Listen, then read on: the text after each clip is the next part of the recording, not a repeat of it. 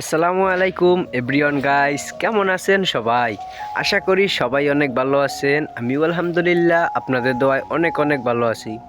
So guys, অনেক দিন যাবত আপনাদের মাঝে ছিলাম না। আমার ফোনটা নষ্ট হয়ে গেছিলো, এই জন্য আমি ভিডিও বানাইতেও পারি নাই বা আপলোডও করতে পারি নাই। আবার এমন আছে বোনের ফোন দিয়ে ভিডিও বানাইছি, কিন্তু ওর ফোনে তো আর আপলোড লগ ইনও করা যায় না, আপলোডও করতে পারিনি। সো গাইস, আমার বাড়ি থেকে আগে তো পুরো সবুজ আপনাদেরকে দেখাইছি, এখন আর সবুজ নয়, এখন হয়ে গেছে সোনার কালার। কারণ বাংলার সোনার মাটি, সোনার দেশ, সোনার ধান, সোনার ফসল, সব কিছুই সোনার।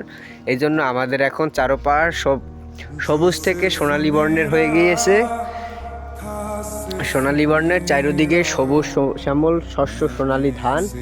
এই যে আমাদের কোলায় এখন সব সোনালী কালার। আর আমাদের এলাকার যত কৃষকেরা আছে খুব অতি দ্রুতই ধানগুলো পেকে গেছে, যার কারণে সকল কৃষক মিলে ধানগুলোকে কেটে আটি বেঁধে মাথায় করে বয়ে তারপর বাড়িতে নিয়ে যাইতেছে। আর এখন ধানগুলো নেওয়ার ফলে এই জন্য ধানগুলোই আগে নিতে আসে, পরে আস্তে আস্তে নাড়া গরুর খাদ্য যেটা নাড়া আছে ওইটাকে নিয়ে যাবে।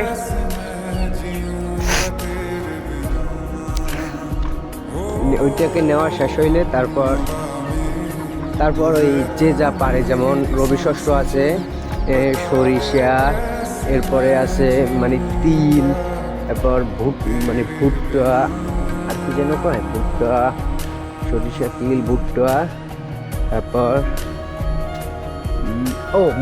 মুগ ডাইল আছে, মুগ আছে। এই বিভিন্ন ধরনের রবি শস্যগুলা যার যেরকম সামর্থ্য বুঝছে, জায়গা বুঝছে, তারা ওইরকম ওইটাকে চাষ করিয়া তারপর ওই জায়গায় ওইগুলো দেবে। দেওয়ার পরে তারপরে আবার ওই সিজন পরের সিজন আইসে যাইবে, ওই সিজনে। তার জন্য গাইস, অনেকদিন যাবৎ ভিডিও বানাই না, এই জন্য একটু কথা মুখ থেকে আটকে যায়। তারপরে আমার আবার একটু ঠান্ডা লাগছে, ঠান্ডা লাগার কারণেও মূলত ভয়েস ঠিক মতো হয় না, ভয়েস দিতে পারতেছি না। সো গাইস, সবাই ভালো থাকবেন, আমার জন্য দোয়া করবেন। আমাদের আজকের হয়তো বা 27 তারিখ, 29-30 তারিখ পরীক্ষার রেজাল্ট দিয়ে দেবে।